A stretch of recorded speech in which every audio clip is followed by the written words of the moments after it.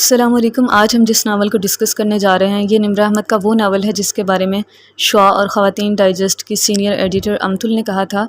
کہ نمرہ احمد 10 سال بعد پاکستان کے مشہور ترین رائٹر ہوں گی، اور بالکل ایسا ہی ہوا کیونکہ یہ ناول 2007 میں پبلش ہوا اور 2017 میں نمرہ احمد کا ناول نمل پبلش ہو رہا تھا، اور ہم سب جانتے ہیں کہ نمل اور اس سے پہلے کہ ان کے ناول پاکستان میں کس قدر مشہور ہوئے۔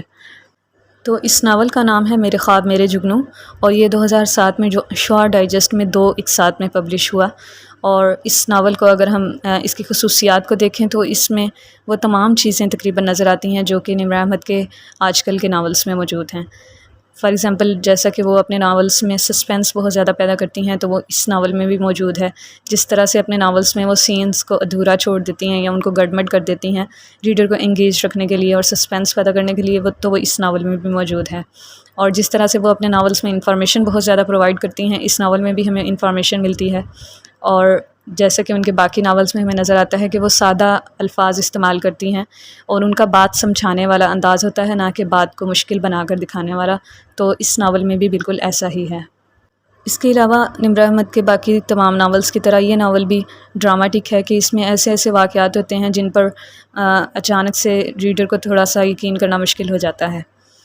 تو یہ ناول پڑھ کر یہ بات بالکل بھی محسوس نہیں ہوتی کہ یہ کسی FSC کی اسٹوڈنٹ نے لکھا تھا، اور اس ناول میں نمرہ احمد کی محنت اور ذہانت ہمیں نظر آتی ہے۔ یہ تھی ناول کی خصوصیات، اور اب میں آپ کے ساتھ اس ناول کی سمری شیئر کروں گی۔ تو اس ناول میں جو میل لیڈنگ کریکٹر ہے اس کا نام ہے خرم زید، اور دوسری طرف ایک اور فیملی ہے جس میں 2 بہنیں ہیں، سمیل اور ماہنور۔ سمیل ایک اسپیشل چائلڈ ہے کہ وہ معذور ہے اور سٹک کے بغیر نہیں چل سکتی،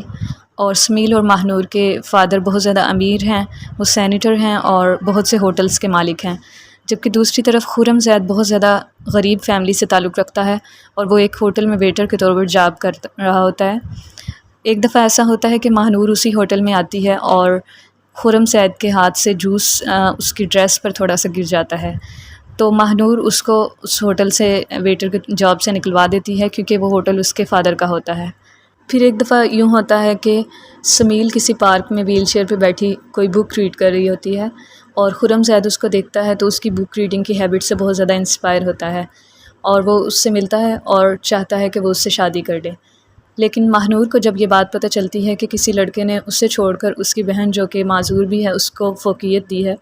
تو وہ جیلس ہو جاتی ہے، اور وہ سمیل کو اس بات پر بھڑکاتی ہے کہ کیونکہ خرم زید دولت میں اس سے بہت زیادہ کم ہے تو وہ کبھی بھی خوش نہیں رہ سکیں گے۔ سمیل جب اس سے اس بارے میں کچھ بات کرتی ہے تو خرم زید اس بات کو محسوس کر لیتا ہے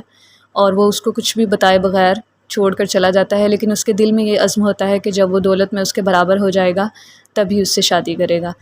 لیکن جب سمیل کو یہ بات پتہ چلتی ہے کہ خرم زید اس کو چھوڑ کر چلا گیا ہے تو وہ خودکشی کی کوشش کرتی ہے۔ خرم زید ابراڈ چلا جاتا ہے اور وہاں جا کر ہوٹلز بنانے لگتا ہے۔ دوسری طرف ماہنور اپنے گھر والوں کو بتائے بغیر ایک لڑکے سے شادی کر لیتی ہے تو اس کے فادر اس کو گھر سے نکال دیتے ہیں اور ساری پراپرٹی کا مالک سمیل کو بنا دیتے ہیں۔ سمیل اپنی ایجوکیشن بھی کمپلیٹ کر لیتی ہے، اور ماہنور کی ملاقات خرم سے ابراڈ ہوتی ہے تو وہ اس کو اپنے گھر والوں سے بدلہ لینے کے لیے اس کو یہ کہہ دیتی ہے کہ سمیل نے خودکشی کی کوشش کی تھی اور اس کی ڈیتھ ہو چکی ہے۔ یہ سن کر خرم زید بہت زیادہ پریشان ہو جاتا ہے اور وہ یہ سمجھتا ہے کہ اب اس کی زندگی کا مقصد صرف اور صرف پیسہ کمانا رہ گیا ہے۔ ہوٹل میکنگ میں اس کو بہت سی مشکلات کا بھی سامنا کرنا پڑتا ہے، لیکن آہستہ آہستہ وہ کامیاب ہونے لگتا ہے، اور یہاں تک کہ سمیل کے فادر کو بھی ہوٹل میکنگ میں مات دینے لگتا ہے۔ پھر ایک دفعہ اس کی ملاقات سمیل کے فادر سے ہوتی ہے تو اس کو پتہ چلتا ہے کہ ان کی بیٹی سمیل زندہ ہے اور ماہنور نے اس سے جھوٹ بولا تھا، تو اس طرح سے پھر اس کی سمیل کے ساتھ شادی ہو جاتی ہے۔ سبحان اللہ،